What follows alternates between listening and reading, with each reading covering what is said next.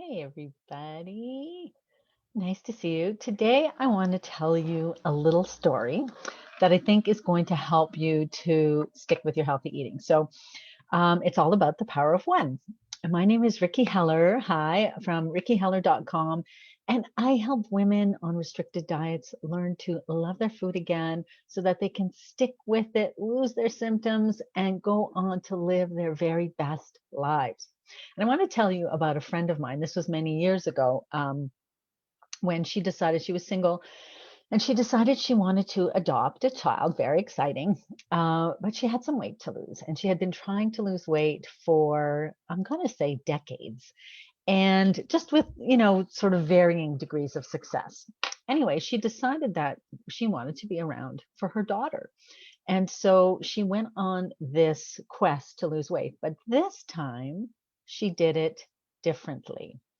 And what she decided to do was really the opposite of what she had done before. Hey, everybody, welcome. I'm glad to see you here. So, what she did was the opposite of what she had done before. And that was to pick one thing, just one thing, and make a teeny tiny change in her day. So, for instance, she had had this habit of eating chips every night, potato chips, in front of the TV.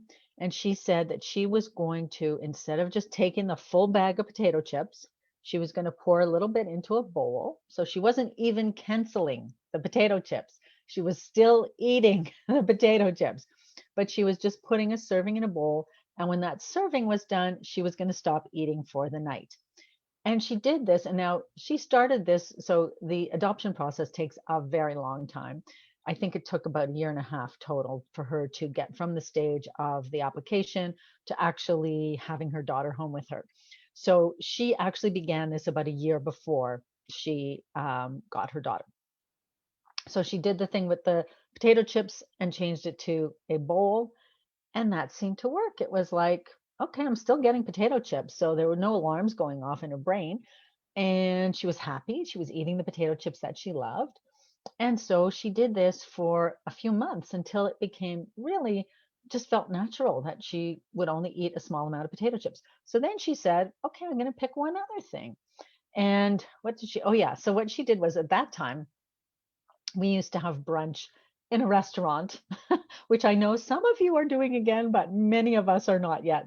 So we used to go out for brunch every weekend, and I didn't always go with her, but that was one of the things we did. She went for brunch every single weekend, and her favorite thing was eggs Benedict. Now, for those of you who are eggs Benedict fans, you know that it's eggs on top of a half an English muffin. So you get two halves and you get two eggs. And so by the time you're done, you've eaten a full English muffin. So she started off by only eating, removing half of the English muffin onto the side plate and only eating the eggs Benedict with one half of the English muffin.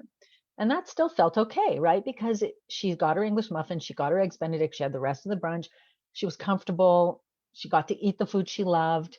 And by the time we started talking about this, and I'll tell you why we started talking about this.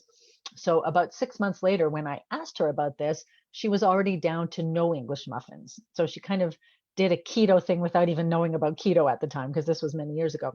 And so she just had the eggs, and she would just say, give it to me without the English muffins. Or sometimes they would give it to her on additional spinach under the egg or something like that. And over time, over that year, she cut out several of these kinds of habits. And the reason I asked her about it at 6 months was because she had visibly lost quite a bit of weight by then. This was by using these teeny tiny little increments, one thing at a time, that did not disrupt her daily life or make her feel miserable. And she was able to make those changes. And so I think that's a perfect example of one of the ways that habit formation works and can work really well. And I use this with my one on one clients when we talk about how are you going to change your eating habits for life, right? Most people think when they're told you have to cut out gluten, dairy, blah, blah, blah, unless they're like me, they don't actually have to necessarily do that right away, all of it, 100%, all at once, right? In my case, I had to because I had a rash that covered my whole body that prevented me from even thinking straight. It was so painful and itchy. And I had a whole bunch of other horrible symptoms. So I was very committed to make 100% of the changes immediately, forever.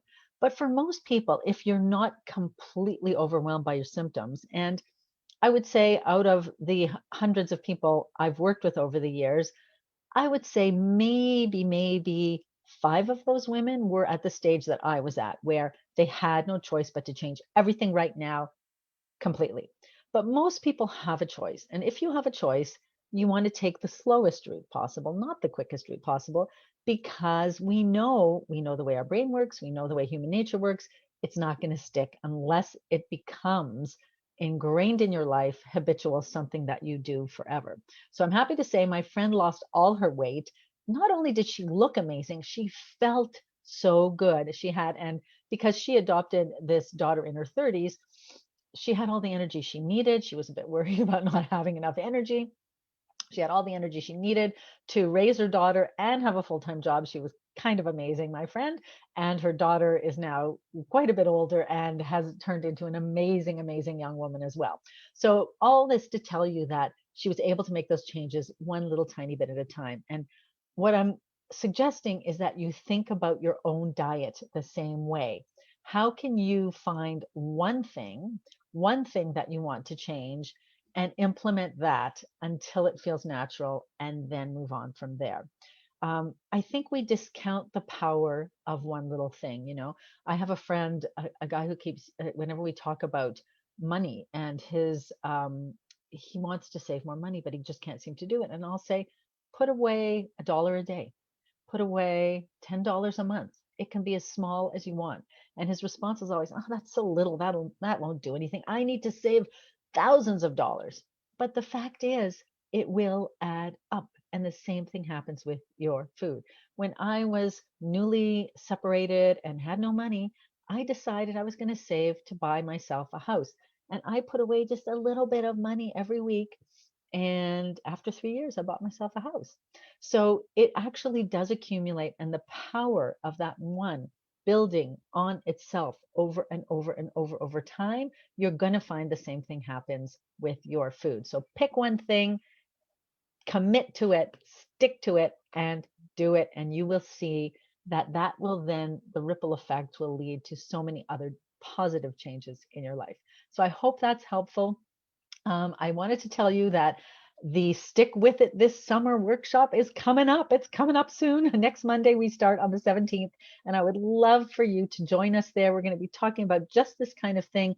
What can you do to ensure that you are able to stick with your healthy eating through the whole summer and not be tempted and swayed by all the different treats and ice creams and fruit drinks and fruity alcoholic beverages and all those things that tend to pull us away from the healthy eating plan that we want to stick on, but we just find it so hard. So, we're going to go through all the ways that you can stick with it, not only through the summer, but starting with the summer, and you'll be able to carry those strategies and tools and tactics with you really. I was going to say through the end of the year, but really forever, for the rest of your life. So I know that last time we did this, our participants got so much out of the workshop. We had people printing out things and telling us how things had changed in their home and sharing all the different food they made and sharing their experiences and the aha moments. And it was just such a wonderful, lovely week together. So we've got 4 days live we're going to be spending together starting Monday, May 17th. I hope you will join me. Just go to rickiheller.com/workshop list and you'll get on the list and you can join us in our private Facebook group and we get started next Monday. All right, I'm just going to quickly check if there are any comments. I want to see what you guys have to say if there are people here. And I'm going to the wrong page. Here we are. Let's see if there's any comments or messages for me. I don't see any comments. So if you have any comments or questions, leave them below. I will come back and answer.